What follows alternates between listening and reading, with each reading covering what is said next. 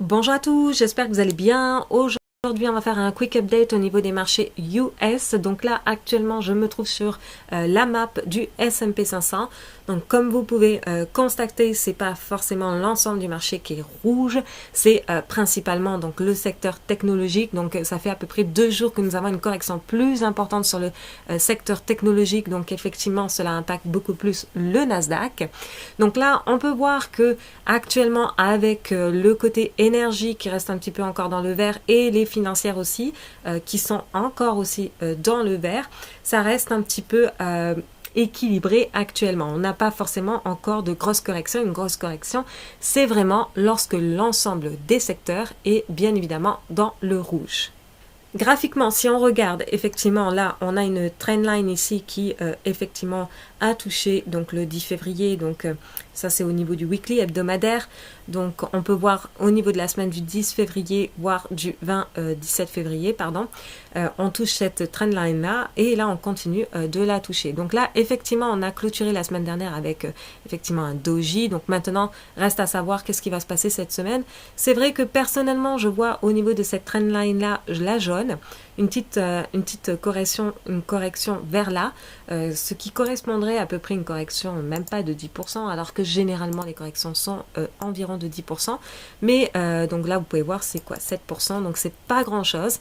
Tout cela va dépendre, bien évidemment, si on arrive à reclôturer au-dessus de ce niveau ici, donc au-dessus de la moyenne mobile exponentielle 8. Donc là, si on repasse au-dessus, effectivement, c'est bon pour une continuation, mais si le temps, pour l'instant, tant qu'on ne clôture pas au-dessus, pour moi, ça reste potentiellement baissier. Donc là, c'est vrai qu'on gère le niveau du support ici et que, effectivement, si on arrive à casser de manière agressive ce support-là, potentiellement aller au bas de la ligne ici. Mais comme je disais, il faudrait que l'ensemble des secteurs soient dans le rouge pour avoir un mouvement beaucoup plus agressif. Voilà. Donc là, on va regarder au niveau du Nasdaq. Vous pouvez constater qu'on a quand même corrigé environ de 8%, ce qui n'est pas forcément négligeable. Et comme je disais, actuellement, cela concerne principalement le Nasdaq parce que le Nasdaq a une pondération assez importante au niveau du secteur technologique. Et là, nous nous trouvons, donc là, on est passé complètement, vous voyez, sous la ligne de tendance qui était ici. Donc là, on est sur un support. Cependant, si on casse ce support-là, effectivement, ça risque d'engendrer beaucoup plus de volatilité. Alors, pour cela, effectivement, je pense qu'il faudrait que ça génère un petit peu plus de peur sur les marchés, dont par exemple l'ensemble des marchés qui corrigent. Et effectivement, ça pourrait potentiellement augmenter un petit peu plus la volatilité par ici. Alors, comme je l'expliquais sur mon Twitter, il y a une chose, c'est vrai, qui est quand même assez récurrente, c'est que souvent, les corrections arrivent après les OPEX, donc les expirations mensuelles, donc on dit OPEX en anglais. Et effectivement, j'avais posté ça le 19 février. Les top leaders avec le plus gros open interest étaient Amazon et Tesla. Il y avait certainement aussi donc Apple qui a aussi pratiquement corrigé de plus de 10%, mais Tesla a corrigé plus de 20%. Donc là, effectivement, il y avait un gros open interest pour le mois de... pour l'expiration de vendredi, ce qui veut potentiellement dire qu'il y a eu les market makers effectivement qui ont vendu pas mal de positions vendredi ou bien avant un petit peu vendredi aussi, ce qui fait que effectivement ça laisse un petit peu plus libre les mouvements. Donc ensuite, si on regarde au niveau du VIX, bon, le VIX, lui, il n'a pas forcément popé comme il a popé ici au niveau des 37. Il a popé à peu près aujourd'hui à 26,8, maximum 27. Donc c'est pas forcément un gros pop pour le VIX, tout simplement parce que le S&P 500, lui, n'a pas forcément non plus baissé de manière assez importante. Je pense que le S&P 500 aurait baissé comme le Nasdaq. Effectivement, on aurait eu un peu plus de volatilité sur... le VIX.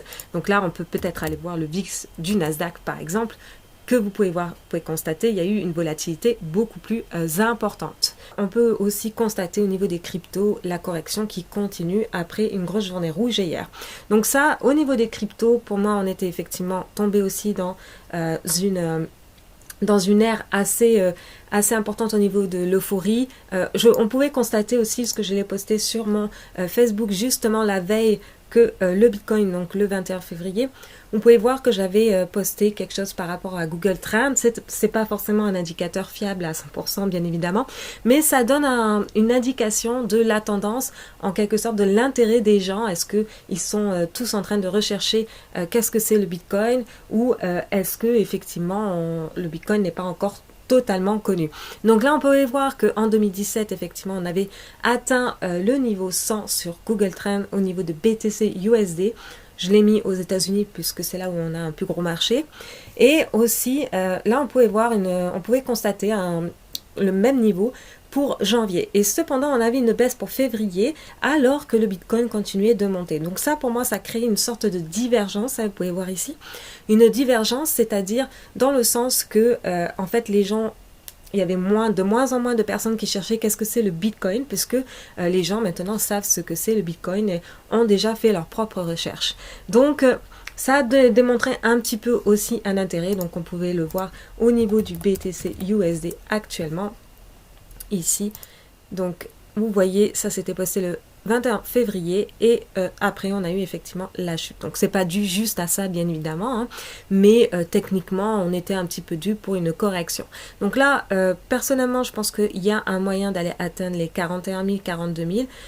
Si on continue, on clôture un petit peu rouge comme ça, il y a des probabilités à aller retester ce gros support ici où on a eu le sacré momentum après l'annonce de Elon Musk qui disait qu'il a acheté 1,5 million de Bitcoin. La chose dont tout le monde parle au niveau des marchés, c'est bien évidemment des taux d'intérêt. Alors le taux d'intérêt 10 ans, comme vous pouvez constater ici, c'est vraiment ce que l'on parle un peu partout sur les marchés qui inquiète.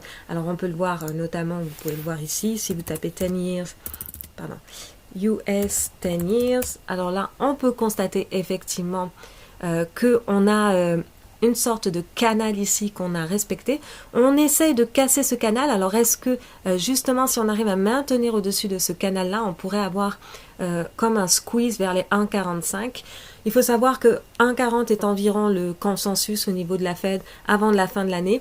Je pense que de toute manière la Fed interviendra si effectivement les taux augmentent trop rapidement, puisque ça pourrait engendrer bien évidemment une dette insoutenable. Donc c'est vrai, c'est un petit peu le sujet omniprésent comme vous pouvez constater. Certains vont dire que effectivement c'est dû à une reprise assez forte au niveau de la croissance économique US, comme vous pouvez constater ici. D'autres vont dire effectivement que c'est vraiment l'amélioration par rapport au vaccin, donc qui donne un peu plus de confiance au niveau de la réouverture de beaucoup de choses et donc bien évidemment une croissance au niveau de l'économie. Donc voilà, ça c'est l'une des choses que les gens sont inquiets, mais cependant ça reste un petit peu normal face à une croissance potentielle au niveau des marchés. Donc cela peut être justifié entre guillemets. Si on fait un petit ratio au niveau du